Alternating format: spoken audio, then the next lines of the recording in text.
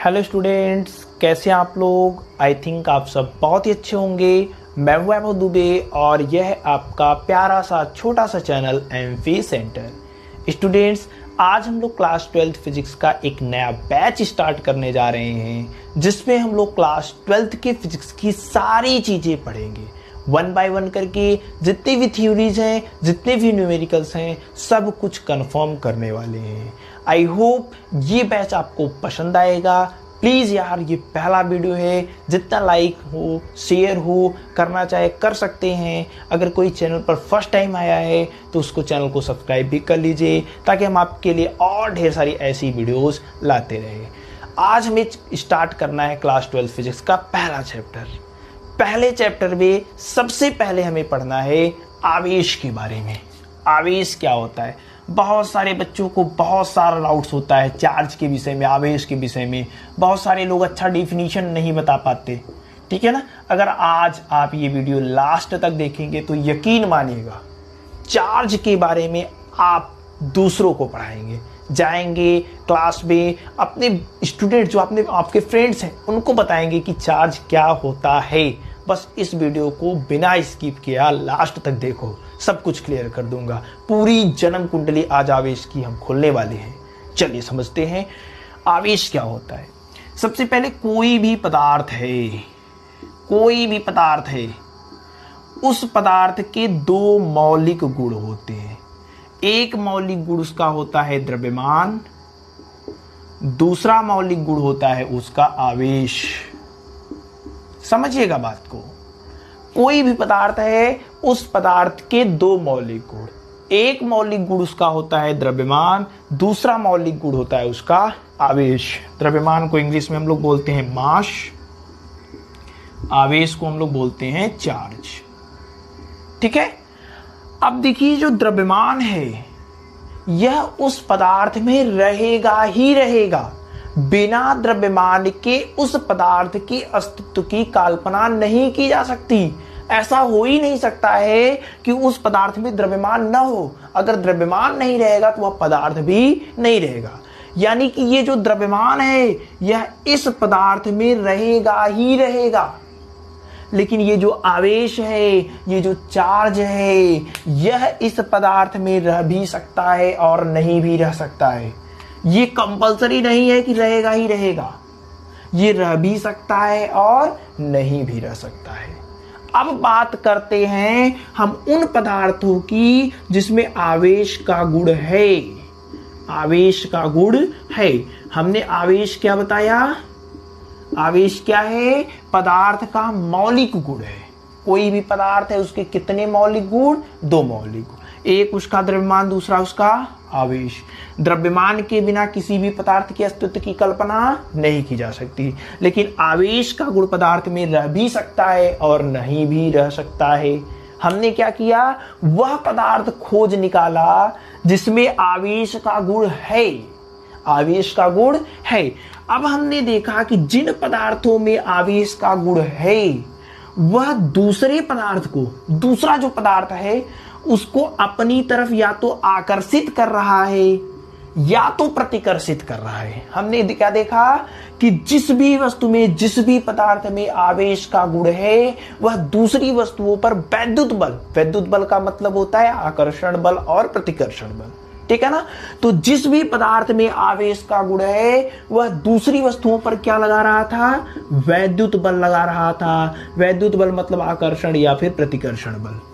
यानी कि जो ये आवेश है ये किसी भी वस्तु का, किसी भी पदार्थ का वह मौलिक गुण है जिसके कारण वह दूसरी वस्तुओं पर आकर्षण या प्रतिकर्षण बल आरोपित करता है। कोई आपसे पूछ दे आवेश क्या है बताओ, तो क्या बताएंगे? आवेश किसी पदार्थ का वह मौलिक गुण है जिसके कारण वह दूसरी वस्तुओं पर वैद्युत बल आरोपित करता है। बात समझ पाए कि नहीं पाए? आवेश क्या होता है समझ पाए कि नहीं पाए? आवेश किसी भी वस्तु का वह मौलिक गुण है जिसके कारण वह दूसरी वस्तुओं पर वैद्युत बल मतलब समझ रहे हैं ना, आकर्षण बल और प्रतिकर्षण बल कंबाइंड करके कहा जाए तो उसका नाम क्या हो जाएगा? वैद्युत बल। तो वैद्युत बल आरोपित करेगा जिस भी वस्तु पे आवेश का गुण पाया जाएगा। आवेश दो प्रकार का होता है। आवेश कितने प्रकार का होता है? 2 प्रकार का होता है। एक होता है धनावेश, दूसरा होता है ऋणावेश। धनावेश को बोलते हैं पॉजिटिव चार्ज। धनावेश को हम लोग क्या बोलेंगे? Positive charge, positive charge. और ऋणावेश को हम लोग क्या बोलेंगे? नेगेटिव चार्ज, ऋणावेश। सब कुछ क्लियर करके जाएंगे आज, बिल्कुल भी टेंशन मत लीजिए। नेगेटिव चार्ज, आप लोग जानते हैं कि आवेश किसी पदार्थ का मौलिक गुण है, यानी पदार्थ का मौलिक गुण है। कोई भी पदार्थ है, ये पदार्थ किससे मिलकर के बना होगा? अणुओं से मिलकर के बना होगा। अणु किससे मिलकर के बने होंगे? परमाणुओं से मिलकर के बने होंगे। परमाणुओं से परमाणु किससे बना होगा? इलेक्ट्रॉन, प्रोटॉन और न्यूट्रॉन से बना होगा। यानी कोई भी पदार्थ है, ये हमारे पास क्या था? पदार्थ। कोई भी पदार्थ है उसमें क्या होंगे? इलेक्ट्रॉन, प्रोटॉन और न्यूट्रॉन होंगे। कोई भी पदार्थ है उसमें इलेक्ट्रॉन और प्रोटॉन और न्यूट्रॉन रहेंगे ही रहेंगे। अब किसी कारणवश कैसे भी करके, कोई भी तरीका अपना करके इससे इलेक्ट्रॉन कम कर, जितने इलेक्ट्रॉन है उससे इलेक्ट्रॉन कम कर दीजिए। इलेक्ट्रॉन कम हो गए। इलेक्ट्रॉन जैसे ही कम हुए उसको हमने बोला ये धनावेश है। यहां से इलेक्ट्रॉन हमने 4 निकाल लिया। 4 इलेक्ट्रॉन जैसे ही निकाला, ये क्या हो गया? Positive charge.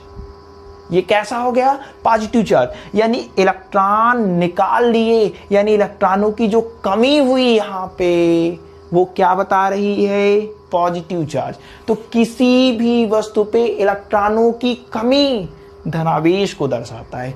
किसी भी वस्तु पर इलेक्ट्रॉनों की कमी धनावेश को दर्शाता है। किसी कारणवश इलेक्ट्रॉन इस पे ज्यादा हो गए, इलेक्ट्रॉनों की अधिकता हो गई, इलेक्ट्रॉनों की अधिकता, ज्यादा इलेक्ट्रॉन हो गए, तो उसको हम लोग बोलेंगे ऋणावेश हो गया।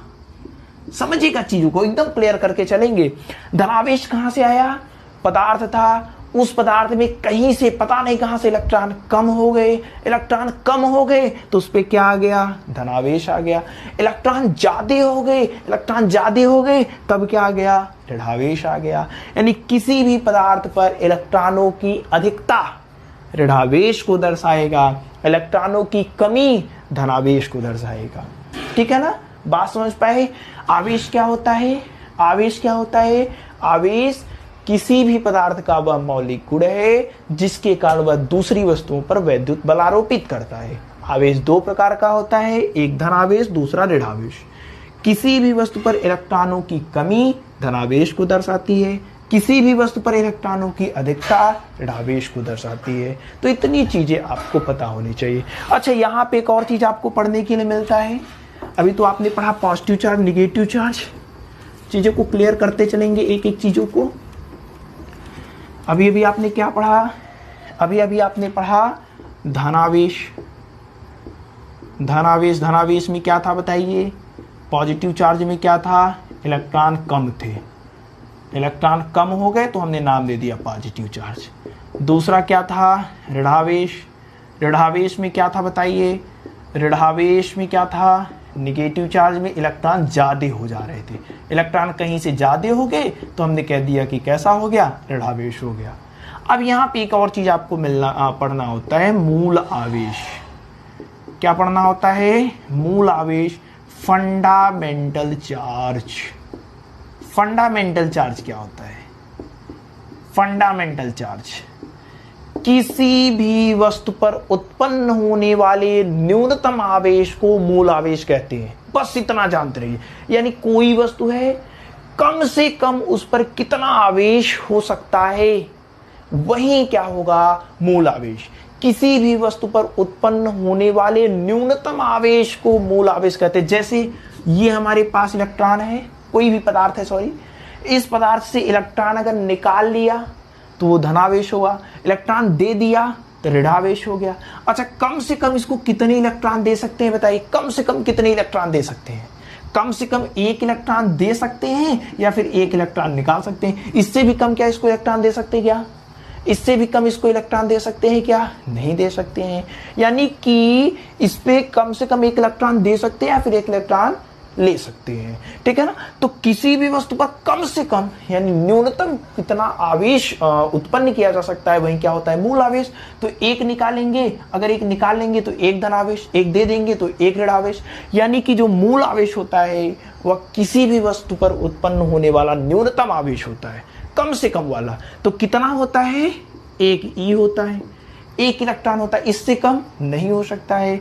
और एक इलेक्ट्रॉन पर जो आवेश होता है वह 1.6 × 10⁻⁻⁹ कूलम होता है। एक इलेक्ट्रॉन पर कितना आवेश होता है, 1.6 × 10⁻⁻⁹ कूलम होता है। इतनी बातें आप जानते रहिए, नोट कर लीजिए।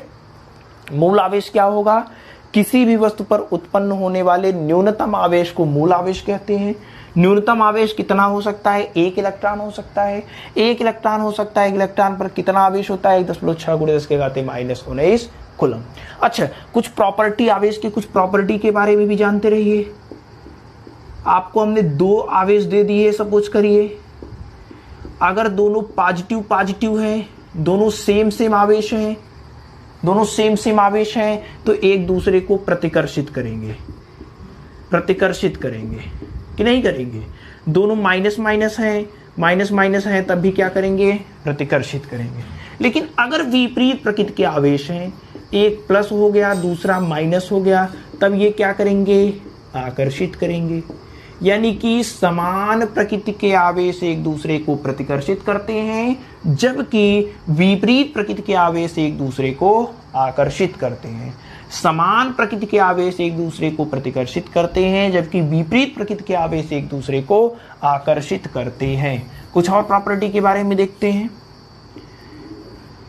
दूसरा हमारा पास प्रॉपर्टी है कि आवेश को न तो उत्पन्न किया जा सकता है और न ही नष्ट किया जा सकता है। इसे आवेश संरक्षण का सिद्धांत भी कहा जाता है। आवेश संरक्षण का सिद्धांत 1 नंबर में पूछ सकता है। आवेश संरक्षण का सिद्धांत क्या है, तो कहेंगे कि आवेश को न तो उत्पन्न किया जा सकता है और न ही नष्ट किया जा सकता है। ये हमारा है आवेश संरक्षण का सिद्धांत। और एक बात और जानते रहिए कि आवेश को जब भी व्यक्त करना होगा वो एक पूर्ण गुणज के रूप में दिखाएंगे। जैसे ऐसे नहीं दिखा सकते, 0.25 इलेक्ट्रॉन कभी नहीं दिखा पाएंगे। ऐसा नहीं है कि दिखा दिया 0.75 इलेक्ट्रॉन, नो। हम जब भी दिखाएंगे कहेंगे 10 इलेक्ट्रॉन है, 2 इलेक्ट्रॉन है, 100 इलेक्ट्रॉन है, ऐसे दिखाएंगे। वो एक पूर्ण गुणज के रूप में होना चाहिए, जहां n बराबर 1 2 3 4 कुछ भी हो सकता है, ऐसे दिखा सकते हैं। लेकिन ऐसा संभव नहीं है कि 2.5 दिखा दिया, 3.8 दिखा दिया, ऐसा इलेक्ट्रॉन होता ही नहीं है। तो बातें समझ पाए। चलिए अब मात्रक के बारे में बात करते हैं। आवेश का मात्रक क्या होता है, तो आवेश का एक प्रसिद्ध मात्रक है कूलम।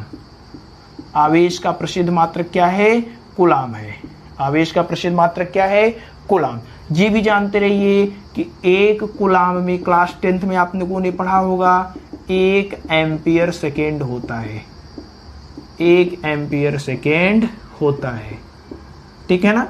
1 कूलम में कितना, 1 एम्पियर सेकेंड होता है। तो मात्रक की बात करेंगे, कूलम भी कह सकते हैं, एम्पियर पर सेकेंड भी कह सकते हैं। अच्छा, सबसे बड़ा मात्रक क्या होता है, आवेश का सबसे बड़ा मात्रक क्या होता है, आवेश का सबसे बड़ा मात्रक होता है फैरड।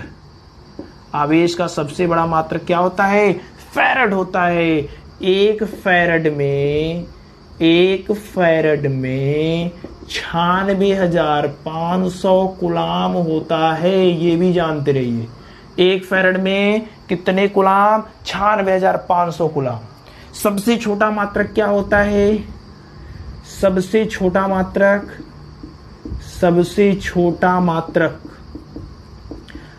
छोटा मात्रक होता है ESU, electrostatic unit. ESU, electrostatics unit.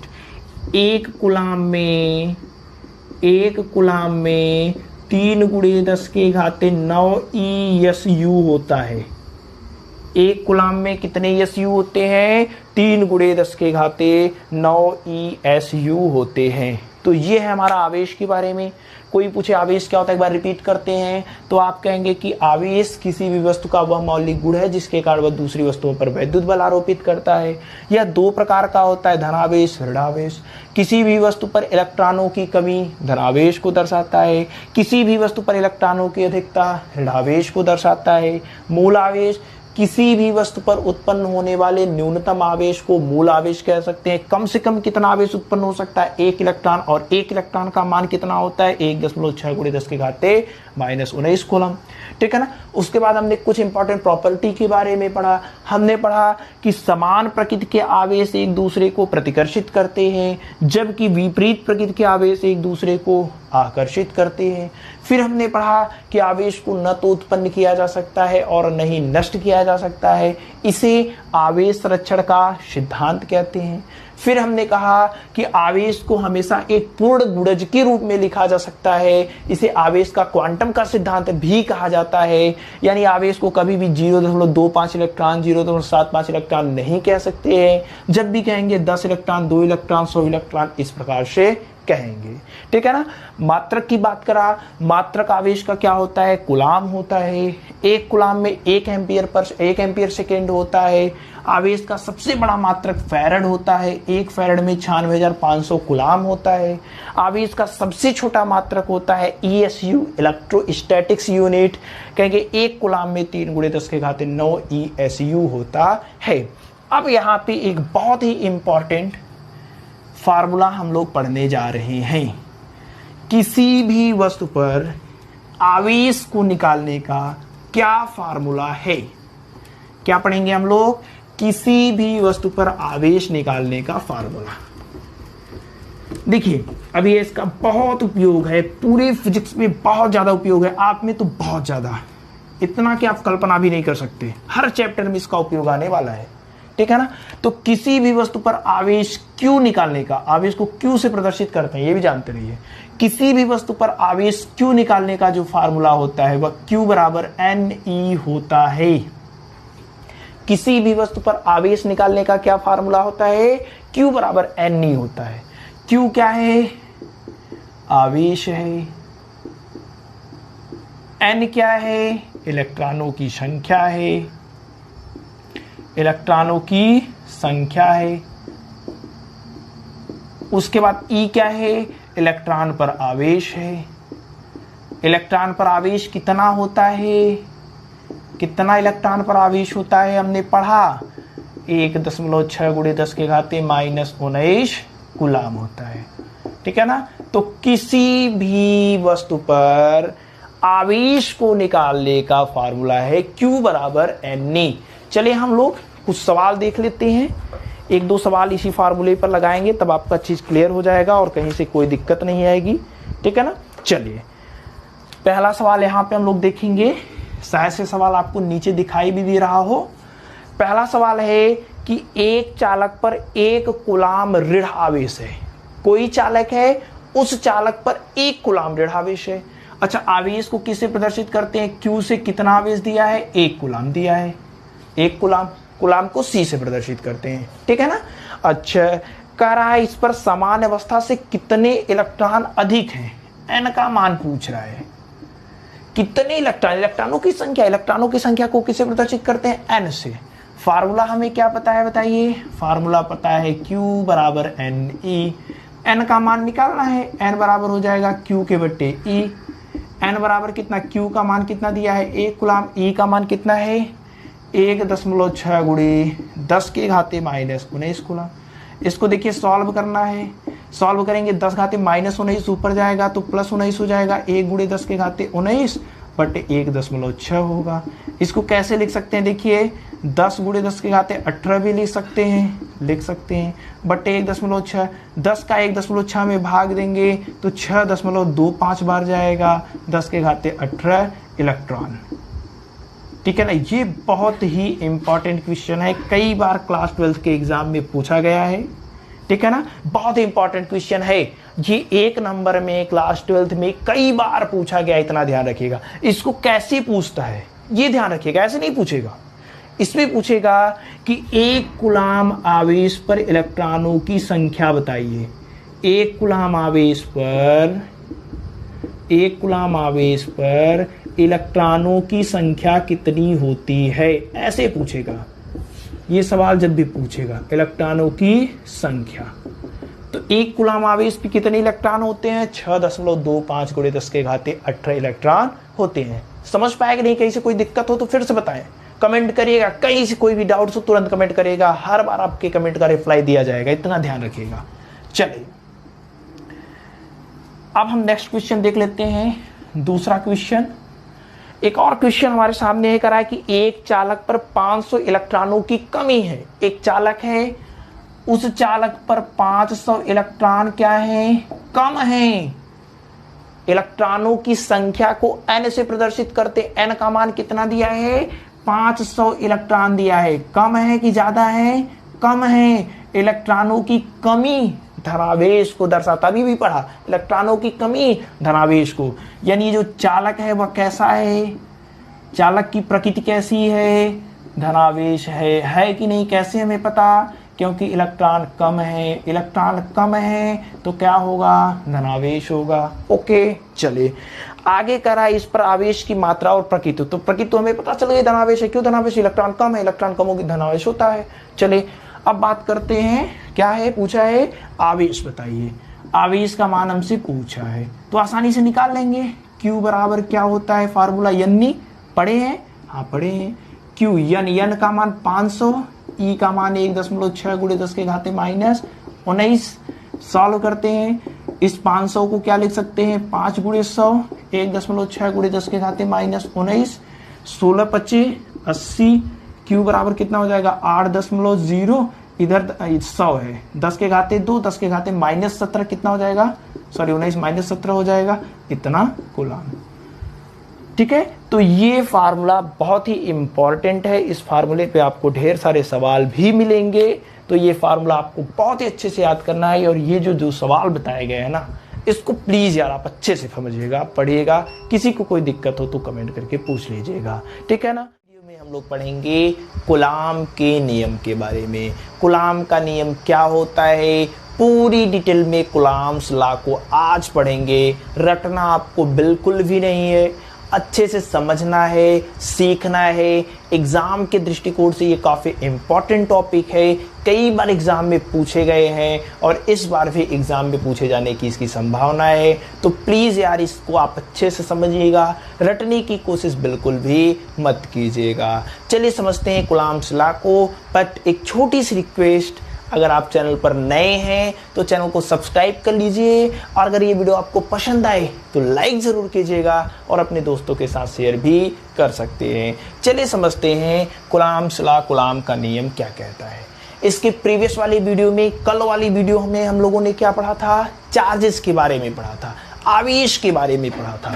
वहाँ पे हमने आवेश को बहुत ही अच्छे से आपको समझाया था, आवेश क्या होता है। हमने वहाँ पे चार्ज को बताया था। चार्ज दो प्रकार के होते हैं। चार्ज कितने प्रकार के होते हैं? एक होता है आपका पॉजिटिव चार्ज, पॉजिटिव चार्ज जिसको हम लोग बोलते हैं धनावेश, धनावेश, ठीक है ना। दूसरा होता है हमारा नेगेटिव चार्ज जिसको हम लोग बोलते हैं ऋणावेश, नेगेटिव चार्ज, ऋणावेश। वहां पे हमने बताया था धनावेश, ऋणावेश क्या होता है। धनावेश मतलब इलेक्ट्रॉनों की कमी, ऋणावेश मतलब इलेक्ट्रॉनों की अधिकता, ठीक है ना। हमने ये भी बताया था कि अगर दोनों प्लस प्लस हैं, दोनों प्लस प्लस हैं तो ये एक दूसरे को क्या करते हैं? प्रतिकर्षित करते हैं। दोनों कैसे हैं? सेम, प्रतिकर्षित करेंगे। या फिर दोनों माइनस माइनस हैं, दोनों माइनस माइनस हैं तब भी क्या करते थे? प्रतिकर्षित करते थे, ठीक है ना। लेकिन अगर एक प्लस दूसरा माइनस हो जाए, एक प्लस क्यू हो जाए, दूसरा क्या हो जाए? माइनस क्यू हो जाए, तब ये क्या करते थे? आकर्षित करने लगते थे। ये चीजें हमने एकदम क्लियर की थी कल। क्यों ऐसा हो रहा है? ये कब हो रहा है? प्रतिकर्षण बल कब हो रहा है? जब दोनों समान है, दोनों के चिन्ह समान हैं, दोनों के चिन्ह विपरीत हैं तो आकर्षण हो रहा है। यानी कि आवेश एक दूसरे को प्रतिकर्षित कर रहे हैं, यानी ढकेल रहे हैं, बल लगा रहे हैं। आकर्षित कर रहे हैं यानी अपनी ओर खींच रहे हैं, बल से खींच रहे हैं। आकर्षण या प्रतिकर्षण लगाना यानी क्या हो रहा है, बल लग रहा है, और इस बल का नाम दिया गया वैद्युत बल। इस बल का नाम क्या दिया गया, वैद्युत बल। वैद्युत बल मतलब या तो आकर्षित कर रहे हो या तो प्रतिकर्षित कर रहे हैं।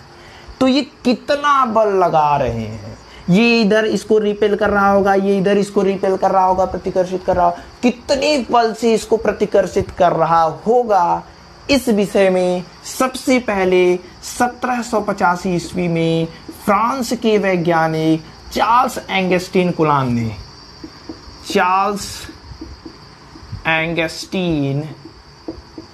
कुलाम ने बताया। कुलाम साहब ने क्या बताया, समझ पाए कि नहीं पाए? हमने कल चार्जेस के बारे में पढ़ा था, आवेश के बारे में पढ़ा था। हमने पढ़ा था कि जो प्लस प्लस होते हैं या माइनस माइनस होते हैं वे एक दूसरे को प्रतिकर्षित करते हैं, प्लस माइनस वाले एक दूसरे को आकर्षित करते हैं। प्रतिकर्षित करना यानी ढकेलना, आकर्षित करना मतलब खींचना। तो खींच रहे होंगे तो कुछ बल से खींच रहे होंगे, आ रहा है तो ऑटोमेटिक तो आएगा नहीं, बल लगेगा तभी तो आएगा। या फिर दूर जा रहा है तो बल लगेगा तभी तो दूर जाएगा। कैसे रखा है ऑटोमेटिक जाने लगेगा, नहीं जाएगा, जब आप धक्का देंगे तभी ना जाएगा। यानी आकर्षण या प्रतिकर्षण हो रहा है, बल कार्य कर रहा है। तो इन दोनों के बीच कितना बल कार्य कर रहा है, इस बारे में सबसे पहले 1785 ईस्वी में फ्रांस के वैज्ञानिक चार्ल्स एंगस्टीन कुलाम ने बताया। कुलाम साहब ने बताया कि जो बल कार्य करता है, मान लेते हैं वह एफ है, वह क्या है, एफ है, वह दो बातों पर निर्भर करता है। सबसे पहले एक फिगर से आपको समझाते हैं, उसके बाद चीजें क्लियर होंगी, कैसे डिफिनीशन लिखना है सब कुछ समझ में आ जाएगा। कुलाम साहब ने क्या बताया, समझ पा रहे हैं? फ्रांस के वैज्ञानिक चार्ल्स एंगस्टीन कुलाम ने सन 1785 ईस्वी में दो स्थिर बिंदु आवेशों के बीच कार्य करने वाले वैद्युत बल के संबंध में एक नियम दिया, जिसे हम लोग कुलाम का नियम कहते हैं। इन्होंने क्या बताया कि दो चार्जेज हैं, एक मान लेते हैं Q1 है, दूसरा चार्ज Q2 है, और ये दोनों चार्ज एक दूसरे से r दूरी पर रखे हुए हैं। अच्छा, अब जो आपके कुलाम साहब थे, कुलाम साहब ने क्या बताया? कुलाम साहब ने बताया कि इनके बीच जो बल कार्य करेगा वह इन दोनों आवेशों के गुणनफल के अनुक्रमानुपाती दोनों आवेश जो है इनका गुणा कर दीजिए और गुणा करके लिख दीजिए, वो अनुक्रमानुपाती होगा। और बताया, और किस बात पर निर्भर करता है? इन दोनों आवेशों के बीच की जो दूरी है उस दूरी के वर्ग के व्युत्क्रमानुपाती मतलब बटे में लिखना है। Equation number 2। सबसे पहले कुलाम का नियम समझ पाए कि नहीं पाए? कुलाम का नियम क्या कहता है? दो आवेश एक दूसरे के पास रखे हैं, वो दोनों एक दूसरे पर कितना बल लगाएंगे ये हमें बताएगा कुलाम का नियम। कुलाम का नियम किसने दिया? फ्रांस के वैज्ञानिक ने। कब दिया? 1785 ईस्वी में। क्या नाम था? चार्ल्स एंगस्टीन कुलाम नाम था। इन्होंने क्या बताया? इन्होंने बताया कि किन्हीं दो स्थिर बिंदु आवेशों के बीच कार्य करने वाला वैद्युत बल इन दोनों आवेशों के गुणनफल के अनुक्रमानुपाती तथा उनके बीच की दूरी के वर्ग के व्युत्क्रमानुपाती होता है। क्या बताया? किन्हीं दो स्थिर बिंदु आवेशों के बीच कार्य करने वाला वैद्युत बल दोनों आवेशों के गुणनफल के अनुक्रमानुपाती तथा उनके बीच की दूरी के वर्ग के व्युत्क्रमानुपाती होता है। तो ये दो कंडीशन है। दोनों कंडीशन में इन्होंने बताया कितना फोर्स कार्य करेगा, दो बातों पर निर्भर करेगा। हम लोग क्या करते हैं, समीकरण नंबर 1 व 2 से, समीकरण 1 व समीकरण 2 से मिला देते हैं।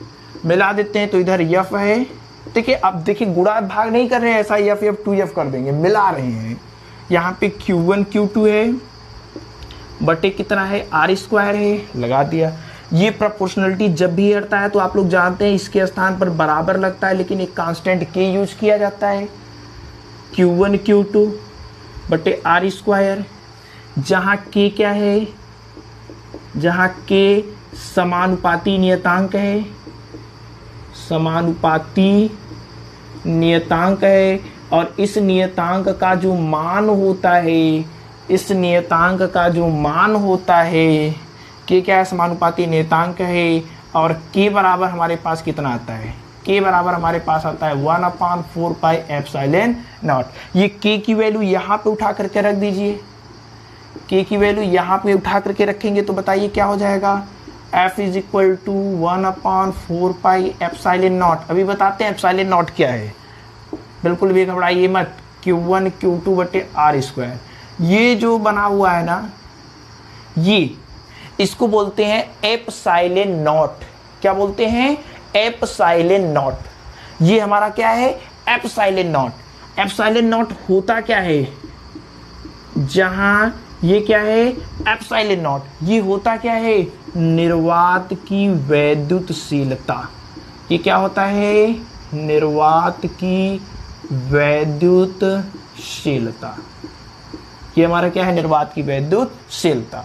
अच्छा, यहाँ पे हमारा जो 1/4πε0 है, इसका मान होता कितना है, इस पूरे की वैल्यू कितनी होती है, 9 × 10⁹ न्यूटन मीटर स्क्वायर प्रति कूलम स्क्वायर, इतना होता है। ठीक है ना। अच्छा, केवल ε0 जो निर्वात की वैद्युतशीलता है, इसका मान कितना होता है, 8.85 × 10⁻⁻12 कूलम स्क्वायर प्रति न्यूटन मीटर स्क्वायर होता है। इतनी चीजें क्लियर है। इस पूरी की वैल्यू कितनी होती है, 9 × 10⁹ न्यूटन मीटर स्क्वायर प्रति कूलम स्क्वायर। केवल इस ε0 की वैल्यू कितनी होती है, 8.85 × 10⁻⁻12। अच्छा, इस ε0 की बीमा कितनी होती है, ये भी इंपॉर्टेंट है, एग्जाम में पूछा जाता है। बीमा होती है m−1L−3T4A2। इतनी बीमा होती है, ε0 की बीमा कितनी होती है। अच्छा, ये जो हमारा फार्मूला है ये किसके लिए है, निर्वात के लिए है। अगर किसी माध्यम की बात करें और माध्यम का परावैद्युतांक के हो, अन्य माध्यमों के लिए, अन्य माध्यमों के लिए बल क्या हो जाएगा, अन्य माध्यमों के लिए जो बल F का मान होगा वह कितना हो जाएगा, 1/4πε0 इंटू के, जहाँ के उस माध्यम का परावैद्युतांक है, ठीक है ना, इंटू Q1 Q2। किसी भी माध्यम के लिए फोर्स का मान क्या होता है, उसके परावैद्युतांक के गुना कम हो जाता है। के क्या है, जहाँ के क्या है, माध्यम का परावैद्युतांक, माध्यम का परावैद्युतांक 10 में आप लोगों ने पढ़ा होगा, परावैद्युतांक, ठीक है ना। अच्छा, हम चाहे तो इस ε0 के स्थान पर एक वैल्यू रख देते हैं, क्या रख देते हैं, F इज इक्वल टू 1/4πε0 के। इस ε0 के स्थान पर हम लोगों ने रख दिया केवल और केवल एप्सिलॉन। एप्सिलॉन क्या है, माध्यम का वैद्युतशीलता, ठीक है ना, समझिए। एप्सिलॉन इज इक्वल टू क्या है, ε0 के, और ये है क्या, माध्यम की वैद्युतशीलता, जिस माध्यम में रखा गया है उसकी वैद्युतशीलता, माध्यम की वैद्युतशीलता, ओके, माध्यम की वैद्युतशीलता। अच्छा, अब और आगे देखते हैं, यहां से हमारे पास एप्सिलॉन इज इक्वल टू ε0 के है, तो यहां से के की वैल्यू अगर निकालना हो तो ε0/ε0 हो जाएगा। क्या के हमारे पास क्या है, माध्यम का परावैद्युतांक, यानी जो माध्यम का परावैद्युतांक होता है वह एप्सिलॉन, यानी कि माध्यम की वैद्युतशीलता निर्वात की वैद्युतशीलता के अनुपात को, माध्यम की वैद्युतशीलता और निर्वात की वैद्युतशीलता के अनुपात को माध्यम का परावैद्युतांक कहते हैं, के कहते हैं। ये है हमारा कूलॉम का नियम। कूलॉम के नियम में इतनी चीजें, बातें आपको लिखनी है। सबसे पहले क्या लिखेंगे, सबसे पहले कहेंगे कि फ्रांस के वैज्ञानिक चार्ल्स अंगस्टीन कूलॉम ने सन 1785 ईस्वी में दो स्थिर बिंदु आवेशों के बीच कार्य करने वाले वैद्युत बल के संबंध में एक नियम दिया, जिसे कूलॉम का नियम कहते हैं। इस नियम के अनुसार किन्हीं दो स्थिर बिंदु आवेशों के बीच कार्य करने वाला वैद्युत बल उन दोनों आवेशों के गुणनफल के अनुक्रमानुपाती तथा उनके बीच की दूरी के वर्ग के व्युत्क्रमानुपाती होता है। उसके बाद आपको ये पूरी की पूरी चीजें, ये पूरा चीज क्लियर करना है, एग्जाम में लिखना है। जब भी आएगा बड़े नंबरों में आएगा, बहुत आसान है। बताइए, इसमें कुछ भी क्लियर है, कुछ भी डाउट है तो कमेंट करिए, तब जाकर के हम भी पकड़ पाएंगे, ठीक है ना। एक एक चीज़ हमने आपको बताया है, कहाँ क्या है, कौन से जो भी यूज़ किए गए हैं उन सबको भी हमने आपको बता दिया। नोट कर लीजिए, वीडियो को पॉज करके नोट कर लीजिए। चलिए इसके बाद हम लोग कूलाम के नियम का वेक्टर फॉर्म रखेंगे। आई होप आप लोगों ने नोट कर लिया होगा। वीडियो को पॉज कीजिए, स्क्रीनशॉट ले लीजिए या फिर नोट कर लीजिए आसानी से। कूलाम के नियम का हम लोग क्या देखते हैं, वेक्टर फॉर्म देखते हैं, यानी कूलाम के नियम को कैसे वेक्टर फॉर्म में लिखा जाएगा। चलिए यहां पे आपका नेक्स्ट हेडिंग होगा कूलाम के नियम का। कभी कभी एक नंबर के क्वेश्चन में केवल यही पूछता है, कूलाम के नियम का सदिश स्वरूप लिखिए। कूलाम के नियम का सदिश स्वरूप, ठीक है ना, तब आपको केवल इतना लिखना है, पूरा कूलाम का नियम नहीं उतार देना है। Vector form of coulombs law, vector form of Coulomb's law. चलिए देखते हैं। देखिए हमारे पास सपोज करते हैं दो आवेश है, यहाँ पे हमारे पास एक आवेश है Q1, यहाँ पे हमने दूसरा आवेश रखा है Q2। ये दोनों आवेश सपोज करते हैं एक दूसरे से r दूरी पर रखे हैं, ठीक है ना। मान लेते हैं दोनों प्लस प्लस हैं तो एक दूसरे को रिपेल करेंगे, हमने माना, ठीक है ना, रिपेल करेंगे, ठीक है ना। तो इस पे यानी Q1 आवेश पर जो बल कार्य कर रहा है Q2 के कारण, उसका नाम हमने दे दिया F12। वेक्टर फॉर्म में लिखेंगे क्योंकि जो बल होता है वो एक सदिश राशि होती है। अच्छा F12 क्या है, कोई पूछे बता लेंगे, कहेंगे कि Q2 के कारण Q1 पर बल, Q2 के कारण Q1 पर बल, Q1 पर बल, ठीक है ना। अच्छा उसी प्रकार से इस पर जो बल कार्य करेगा वो भी इस दिशा में कार्य करेगा। Q2 पर कार्य कर रहा है, किसके कारण कार्य कर रहा है, Q1 पे, तो क्या लिखेंगे आप बताइए, F21 लिखेंगे क्या। कोई पूछे F21 क्या है तो बता लेंगे कि नहीं बता लेंगे, बता लेंगे। क्या बताएंगे बताइए, कहेंगे कि Q1 के कारण Q2 पर बल।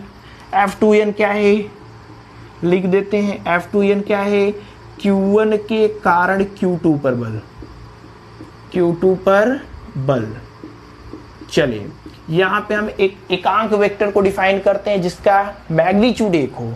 यहाँ पे मान लेते हैं हमारे सामने जो एकांक वेक्टर है यहाँ से इस दिशा में कार्य कर रहा है, हमने मान लिया, ठीक है। इसका नाम हमने दे दिया R21, R2n, यानी कि 1 से 2 की ओर। इसको हम लोग क्या बोलेंगे समझिएगा, इसको भी वेक्टर फॉर्म में।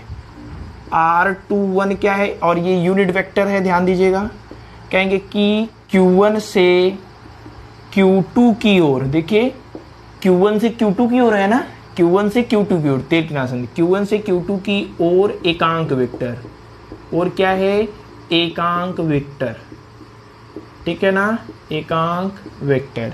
अच्छा अब मान लेते हैं इस साइड जो एकांक वेक्टर कार्य कर रहा है वो ऐसे है, वो किधर कार्य कर रहा है, Q2 से Q1 की ओर कार्य कर रहा है, ठीक है ना, Q2 से Q1 की ओर कार्य कर रहा है। कौन सा एकांक वेक्टर यहाँ पे होगा, यहाँ पे बताइए कौन सा एकांक वेक्टर होगा, R12 होगा ना, Q2 से Q1 की ओर। यानी जो R12 है वह हो जाएगा Q2 से Q1 की ओर। एकांक वेक्टर क्यों ले रहे हैं, समझ पा रहे हैं, इसलिए क्योंकि इसका मैग्नीट्यूड 1 होता है, परिणाम 1 होता है, वेक्टर, ठीक है। चलिए अब वेक्टर फॉर्म में लिखिए, हमें क्या करना है, बल हमें क्या पता है, F इज इक्वल टू क्या होता है कूलाम के नियम से 1/4 pi epsilon not into Q1 Q2 बटे R स्क्वायर। Q1 Q2 तो अदिश राशि, इसमें कोई हम चेंज कर नहीं सकते। अच्छा हम लिखते हैं F12 क्या है समझ पा रहे हैं, Q2 के कारण Q1 पर बल है, तो यहाँ भी यूनिट वेक्टर लगा देते हैं R12 क्या है समझ पा रहे हैं, Q2 से Q1 की ओर एकांक वेक्टर, Q2 से Q1 की ओर एकांक वेक्टर। ये हमारा क्या हो गया, वेक्टर फॉर्म हो गया, किसका, कूलाम के नियम का। दूसरा रूप हम लोग लिख सकते हैं F12, अच्छा 1 2 तो लिख चुके हैं, अब 2 1 लिखेंगे। 2 1 क्या हो जाएगा, 1/4 pi epsilon not into Q1 Q2 बटे R स्क्वायर R21। ये दो में से आप कोई भी लिख दीजिए या फिर दोनों लिख दीजिए तो आपके लिए ज़्यादा बेटर होगा। तो कूलाम के नियम को वेक्टर फॉर्म में कैसे लिखना है, ये तरीका है। ठीक है ना, कूलाम के नियम को वेक्टर फॉर्म में कैसे लिखना है, ये तरीका है। चलिए कूलाम के नियम का वेक्टर फॉर्म लिख लीजिए, कूलाम के नियम का वेक्टर फॉर्म लिख लीजिए। उसके बाद हम लोग कूलाम के नियम पर एक सवाल देखेंगे, उसके बाद इस क्लास को खत्म करेंगे। ठीक है, चलिए कूलाम के नियम पर ये आप सवाल देखते हैं। कहा है कि 0.4 माइक्रो कूलाम के आवेश के किसी छोटे गोले पर किसी अन्य छोटे आवेशित गोले के कारण वायु में 0.2 न्यूटन बल लगता है। यदि दूसरे गोले पर 0.8 माइक्रो कूलाम आवेश हो तो दोनों गोलों के बीच की दूरी कितनी होगी, दूसरे गोले पर पहले गोले के कारण कितना बल लगता है। अच्छा, कूलाम का नियम बताइए, किसी को कोई दिक्कत कहीं से है? अगर है तो कमेंट करिए। बहुत सारे तरीके हैं उसको हमें याद कराने का, इम्पॉर्टेंट है समझाने का। कहीं से कोई दिक्कत होगी तो हम ज़रूर चेक करेंगे आपको। चलिए कमेंट करेंगे। क्वेश्चन नंबर 1, एक ही क्वेश्चन कराएंगे, उसके बाद जब न्यूमेरिकल स्टार्ट होगा तो इंपॉर्टेंट सभी क्वेश्चंस करा दिए जाएंगे। कराया कि 0.4 माइक्रो कूलाम आवेश के किसी छोटे गोले पर अन्य छोटे आवेशित गोले के कारण वायु में, कहा कि एक यहाँ छोटा सा गोला है और इस गोले पर जो आवेश है मान लेते हैं Q1 है, और यहाँ पे एक छोटा सा गोला है जो Q2 है, इस पर कितना आवेश है हमें पता नहीं दिया है। हमें Q1 का मान दिया है, कितना दिया है बताइए, Q1 का मान दिया है 0.4 माइक्रो कूलाम। अच्छा, माइक्रो कूलाम को कूलाम में बदलने के लिए क्या किया जा सकता है बताइए, माइक्रो को कूलाम में बदलने के लिए 10⁻⁻6 से गुणा कर सकते हैं, कर दिया। यहाँ से Q1 इज इक्वल टू क्या लिख सकते हैं बताइए, 4 गुणे, देखिए 0.1 अंक 22 है। अच्छा, इस पहला सवाल है क्लियर कर देते हैं। 0.4 है गुणे 10/10 कर सकते हैं, क्या कर सकते हैं, 10⁻⁻6 कूलाम है ये है, 10 का इसमें गुणा करेंगे तो ये 4 हो जाएगा, 4 हो गया। ये 10 ऊपर जाएगा, -1 हो जाएगा, -6 कितना, -7।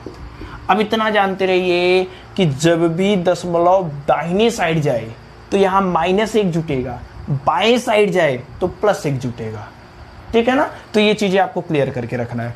और कह रहा है कि इनके बीच जो बल कार्य कर रहा है, इनके बीच जो भी आकर्षण या प्रतिकर्षण बल कार्य कर रहा है वह है 0.2 न्यूटन का, 0.2 न्यूटन का। यदि दूसरे गोले पर 0.8 माइक्रो कूलाम आवेश दिया है, Q2 का भी मान दिया है, Q2 का मान कितना दिया है 0.8 माइक्रो कूलाम, इसको भी हमें कूलाम में बदलना पड़ेगा। Q2 का मान, अच्छा सबसे पहले माइक्रो कूलाम को कूलाम में बदल देंगे, 10⁻⁻6 से गुणा। अच्छा, ये 0.8 बाएं साइड दाहिने साइड लेकर के जाए तो -1 जुटेगा, -1 जुटेगा यानी -7 कूलम हो जाएगा। इतनी चीजें क्लियर है। अब से पूछ रहा है ये कितनी दूरी पर रखे हुए हैं, मान लेते हैं r दूरी पर रखे हुए हैं।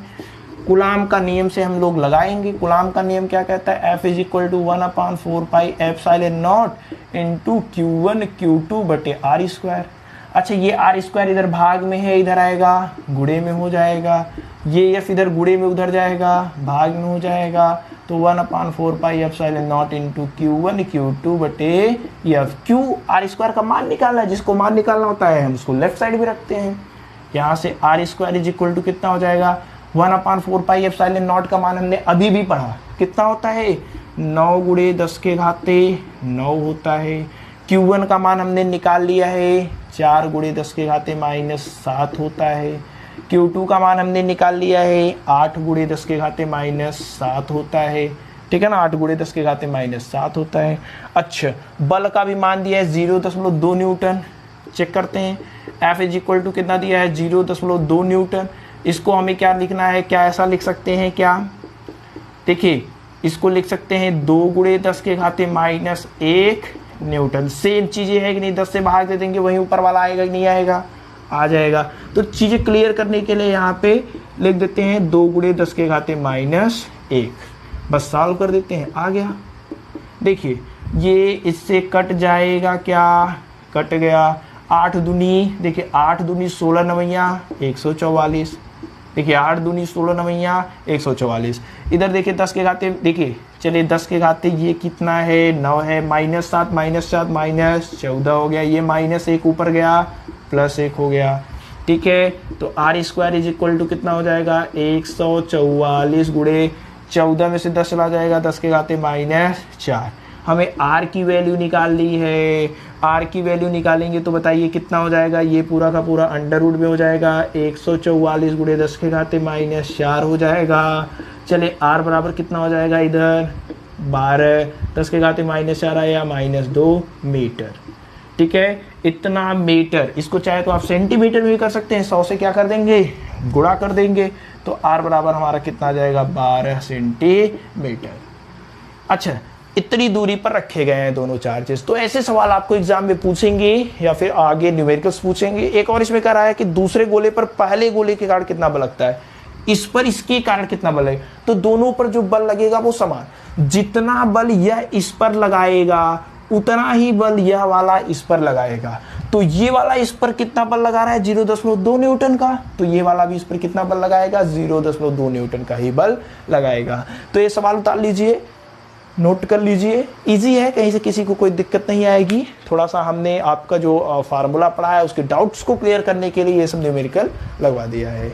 तो आई होप ये वीडियो आपके लिए हेल्पफुल होगी, कूलम्ब्स का लॉ आपको समझ में आया होगा, ये न्यूमेरिकल भी आपको अच्छे समझ में आया होगा। अगर ये वीडियो आपके लिए हेल्पफुल हो तो वीडियो को लाइक जरूर करिएगा, चैनल पर नए हैं तो सब्सक्राइब कर लीजिएगा। मिलेंगे आपसे नेक्स्ट वीडियो में, तब तक बेस्ट ऑफ लक।